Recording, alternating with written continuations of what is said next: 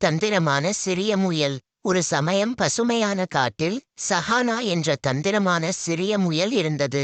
ஒரு நாள் சஹானா குதித்துக் கொண்டு போகும்போது ஒரு பெரிய கோபக்கார நரி வந்தது.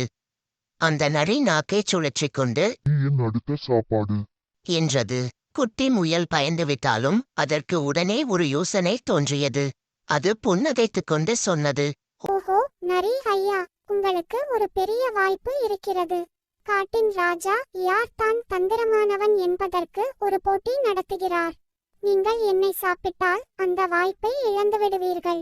நரி ஆச்சரியமாக கேட்டது. உண்மையா? ஆமாம் என சஹானா குட்டி முயல் சொன்னது. பெரிய வேம்பு மரத்தருகே போட்டி நடக்கிறது.